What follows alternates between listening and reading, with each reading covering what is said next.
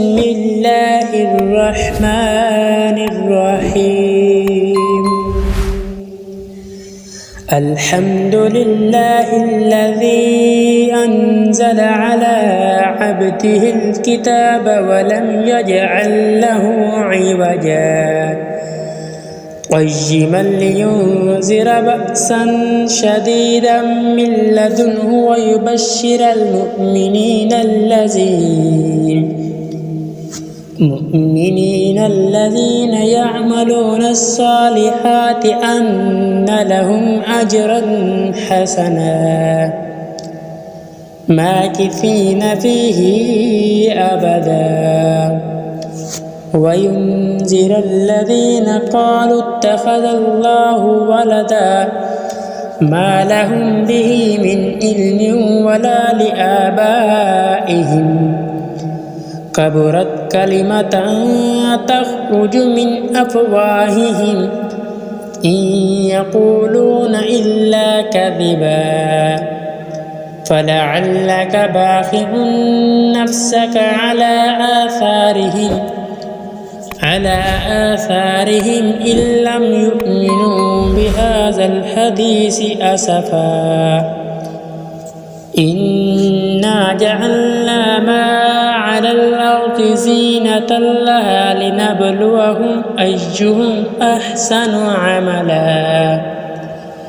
وإنا لجاعلون ما عليها صعيدا جرزا أم حسبت أن أصحاب الكهف والرقيم كانوا من آياتنا عجبا إذ أبى الفتية إلى الكهف فقالوا ربنا آتنا من لدنك رحمة وهيئ لنا من أمرنا رشدا فضربنا على آذانهم في الكهف سنين عددا ثم بعثناهم لنعلم أي الحزبين أحصى لما لبثوا عمدا نحن نقص عليك نبأهم بالحق إنهم فتية آمنوا بربهم فزدناهم هدى وربطنا على قلوبهم إذ قاموا فقالوا ربنا رب السماوات والأرض لن ندعو من دونه إلها لقد كنا إذا شططا هؤلاء قوم اتخذوا من دونه آلهة لولا يأتون عليهم بسلطان مبين فمن أظلم ممن افترى على الله كذبا وإذ اعتزلتموهم وما يعبدون إلا الله فأووا إلى الكهف ينشر لكم ربكم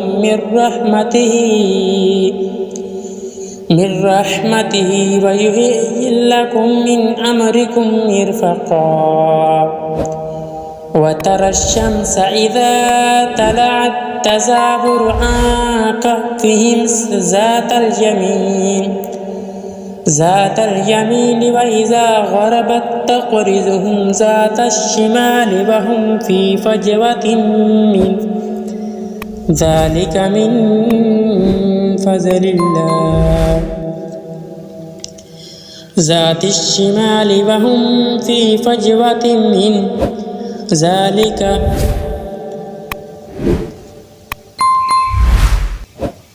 ذلك من آيات الله من يهد الله فهو المهتد ومن يضلل فلن تجد له وليا مرشدا وتحسبهم أيقاظا وهم رقود ونقلبهم ذات اليمين وذات الشمال وكلبهم باسط ذراعيه بالوصيد لو اطلعت عليهم لوليت منه فرارا ولملئت منه رعبا وكذلك بعثناهم ليتساءلوا بينهم قال قائل منهم كم لبثتم قالوا لبثنا يوما أو بعض يوم قالوا ربكم أعلم بما لبثتم فابعثوا أحدكم بوركم هذه إلى المدينة فلينظر أيها أزكى طعاما فليأتكم برزق منه وليتلطف ولا يشعرن بكم أحدا إنهم إن يظهروا عليكم يرجموكم أو يعيدكم في ملتهم ولا تفلحوا إذا أبدا وكذلك أعثرنا عليهم ليعلموا أن وعد الله حق وأن الساعة لا ريب فيها إذ يتنازعون بينهم أمرهم فقالوا بنوا عليهم بنيانا ربهم أعلم بهم قال الذين غلبوا على أمرهم لنتخذن عليهم مسجدا سيقولون ثلاثة رابعهم كلبهم ويقولون خمسة سادسهم كلبهم رجما بالغيب ويقولون سبعة وثامنهم كلبهم قل ربي أعلم بعدتهم ما يعلمهم إلا قليل فلا تمار فيهم إلا مراء ظاهرا ولا تستفت فيهم منهم أحدا ولا تقولن لشيء إني فاعل ذلك غدا إلا أن يشاء الله واذكر ربك إذا نسيت وقل عسى أن يهديني ربي لأقرب من هذا رشدا ولبثوا في كهفهم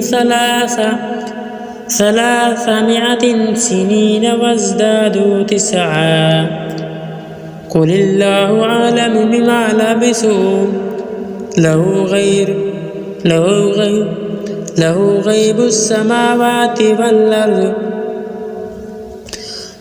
غيب السماوات والأرض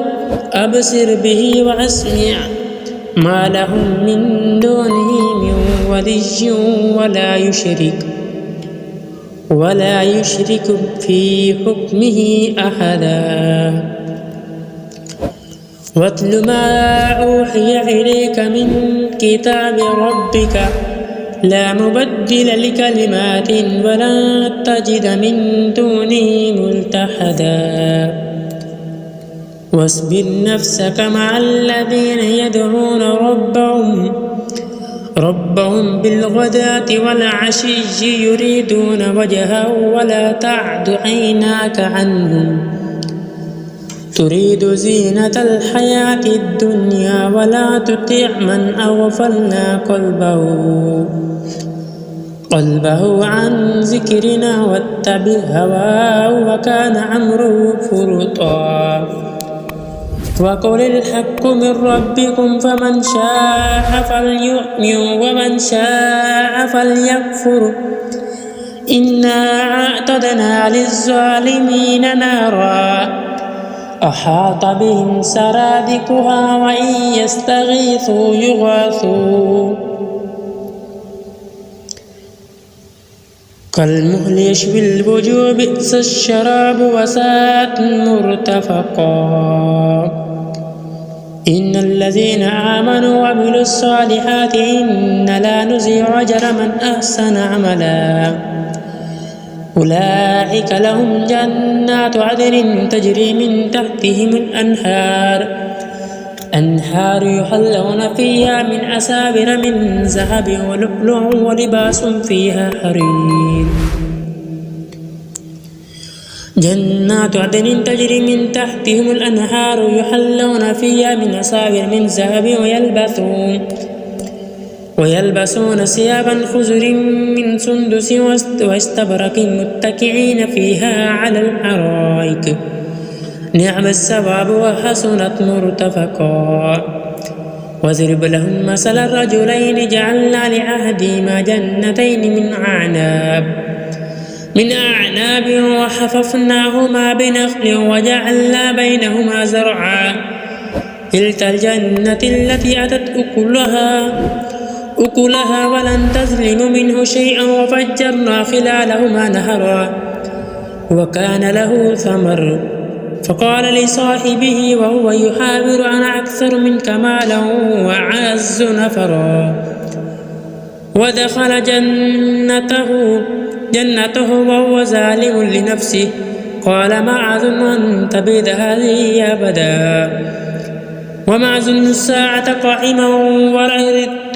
ولئن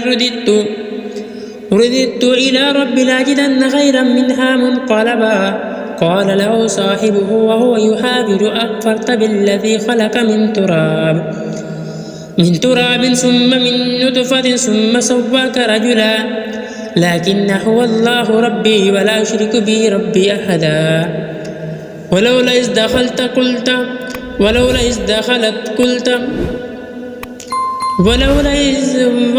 إذ دخلت جنة قلت ما شاء الله لا قوة إلا بالله إن تراني أنا أقل منك مالا وولدا فعسى ربي أن يؤتيني خيرا من جنتك ويرسل عليها حسبانا من السماء فتصبح صعيدا زلقا أيصبح ماؤها غورا فلن تستطيع له طلبا وأحيط بثمره فأصبح يقلب كفيه على من أنفق فيها وهي خافية على عروشها ويقول يا ليتني لم أشرك بربي أحدا ولم تكن له فئة ينصرونه من دون الله وما كان منتصرا هنالك الولاية لله الحق هو خير ثواب وخير عقبا واضرب لهم مثل الحياة الدنيا كماء إن أنزل الله من السماء فاختلط به نبات الأرض فأصبح هشيما تزروع الرياح وكان الله على كل شيء مقتدرا المال والبنون زينة الحياة الدنيا والباقيات الصالحات خير عند ربك ثوابا وخير أملا ويوم نسير الجبال وترى الأرض بارزة وحشرناهم فلم نغادر منه أحدا وعرضوا على ربك صفا لقد جئتمونا كما خلقناكم أول مرة بل زعمت أن لن نجعلكم موعدا ووزي الكتاب فترى المجرمين مشفقين مما فيه ويقولون يا ويلتنا ما لهذا الكتاب لا يغادر صغيرة ولا كبيرة إلا أحصاها ووجدوا ما عملوا حاضرا ولا يظلم ربك أحدا وإذ قلنا للملائكة اسجدوا لآدم فسجدوا إلا إبليس كان من الجن ففسق عن أمر ربي أفتتخذونه ذريته أولياء من دونه وهم لكم عدو بئس للظالمين بدلا ما أشهدت خلق السماوات والأرض ولا خلق أنفسهم وما كنت متخذ المضلين عضدا ويوم يقول نادوا شركائي الذين زعمتم فدعوهم فلم يستجيبوا لهم وجعلنا بينهم موبقا ورأى المجرمون النار فظنوا أنها مواقعها فلم يجدوا عنها مسرفا ولقد صرفنا في هذا القرآن للناس من كل مثل وكان الإنسان أكثر شيء جدلا وما منع الناس أن يؤمنوا إذ جاءهم الهدى ويستغفروا ربهم إلا أن تأتيهم سنة الأولين أو يأتيهم العذاب قبلا وما نرسل المرسلين إلا مبشرين ومنذرين ويجادل الذين كفروا بالباطل ليدهزوا بالحق فاتخذوا آياتي وما أنذروا هزوا ومن أظلم ممن ذكر بآيات ربه فأعرض عنها ونسي ما قدمت يده إنا جعلنا على قلوبهم أكنة يفقهوا في آذانهم وقرا وإن تدعوا إلى الهدى فلن يهتدوا إذا أبدا وربك الغفور ذو الرحمة لو يأخذ بما كسبوا لعجل لهم العذاب بل لهم موعد لن يجدوا من دونه موعدا وتلك القرى أهلكناهم لما ظلموا وجعلنا لمهلكهم موعدا وإذ قال موسى لفتاه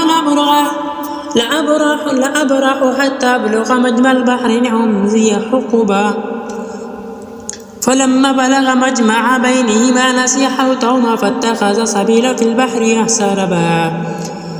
فلما جاوز قال لفتاه آتنا غداءنا لقد لقينا من سفرنا هذا نسبا قال أرأيت إذا أوينا إلى الصخرة فإني نسيت الحوت وما أنساني إلا الشيطان أن أذكره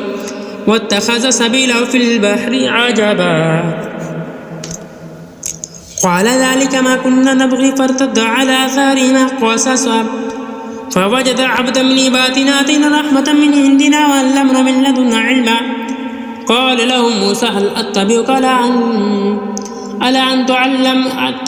أن تعلمني مما علمت رشدا قال إنك لن تستطيع معي صبرا وكيف تصبر على ما لم تحط به خبرا قال ستجدني إن شاء الله صابرا ولا أعصي لك أمرا قال فإن اتبعتني فلا تسألني عن شيء حتى أحدث لك منه ذكرا فانطلقا حتى إذا ركب في السفينة خرقها قال أخرقتها لتغرق أهلها لقد جئت شيئا إمرا قال ألم أقل لك إنك لن تستطيع معي صبرا قال لا تؤاخذني بما نسيت ولا ترهقني من أمري أسرا فانطلقا حتى إذا لقي غلاما فقتله قال قتلت نفسا زكية بغير نفس لقد جئت شيئا نكرا قال ألم أقل لك إنك لن تستطيع معي صبرا قال إن سألتك عن شيء بعدها فلا تصاحبني قد بلغت من لدني عذرا فانطلقا حتى إذا أتيا أهل قرية استطعما أهلها فأبوا أن يزيفوهما فوجد فيها جدارا يريد أن ينقض فأقامه قال لو شئت لاتخذت عليه أجرا قال هذا فراق بيني وبينك سأنبئك بتأويل ما لم تستطع عليه صبرا أما السفينة فكانت لمساكين يعملون في البحر فأردت أن أعيبها وكان وراءهم ملك يأخذ كل سفينة غصبا وأما الغلام فكان أبواه مؤمنين فخشينا أن يرهقهما طغيانا وكفرا فأردنا أن يبدلهما ربهما خيرا منه زكاة وأقرب رحما وأما الجدار فكان لغلامين يتيمين في المدينة وكان تحته كنز لهما وكان أبوهما صالحا فأراد ربك أن يبلغ أشدهما ويستخرج كنزهما رحمة من ربك وما فعلت عن أمري ذلك تأويل ما لم تستطيع عليه صبرا ويسألونك عن ذي القرنين قل سأتلو عليكم من ذكرا إنا مكنا له في الأرض وآتيناه من كل شيء سببا فأتبع سببا حتى إذا بلغ مغرب الشمس وجدها تغرب في عين حمئة ووجد عندها قوما قلنا يا هذا القرنين إما أن تعذب وإما أن نتخذ فيهم حسنا قال أما من ظلم فسوف نعذبه ثم يرد إلى ربه ويعذبه عذابا نكرا وأما من آمن وعمل صالحا فله جزاء الحسنى وسنقول له من أمرنا يسرا ثم أتبع سببا حتى إذا بلغ مطلع الشمس وجدها تطلع على قوم لم نجعل من دونها سترا كذلك وقد أحطنا بما لديه خبرا ثم أتبع سببا حتى إذا بلغ بين السدين وجد من دونهما قوما لا يكادون يفقهون قولا قالوا يا ذا القرنين إن يأجوج ومأجوج مفسدون في الأرض فهل نجعل لكم خرجا على أن تجعل بيننا وبين سدا قال ما مكنني في ربي خير فأعينوني بقوة أجعل بينكم ردما آتوني زبر الحديد حتى إذا ساوى بين السدين قال انفقوا حتى إذا جعله نارا قال آتوني فريق عليك ترى فما استطاعوا أن يظهروا وما استطاعوا له نقبا قال هذا رحمة من ربي فإذا جاء وعد ربي جعله دكا وكان وعد ربي حقا وتركنا بعض يومئذ يموج في بعض ونفخ في السور فجمعا وعرضنا جهنم يومئذ للكافرين عرضا الذين كانت أعين في غطاء ذكري وكانوا لا يستطيعون السمع أفحسب الذين كفروا يتخذوا عبادي من دون أولياء إن أعطينا جهنم للكافرين نزلا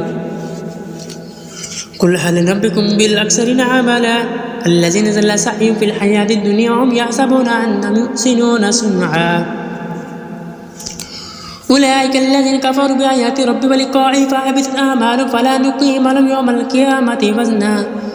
ذلك جزاؤهم جهنم بما كفروا واتخذوا آياتي ورسلي هزوا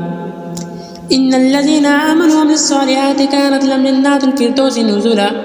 خالدين فيها لا يبغون عنها حولا قل لو كان البحر مدادا لكلمات ربي لنفد البحر قبل أن تنفذ كلمات ربي ولو جئنا بمثله مددا قل إنما أنا بشر مثلكم يوحى إلي أنما إلهكم إله واحد فمن كان يرجو لقاء ربي فليعمل عملا صالحا ولا يشرك بعبادة ربه أحدا صدق الله العظيم.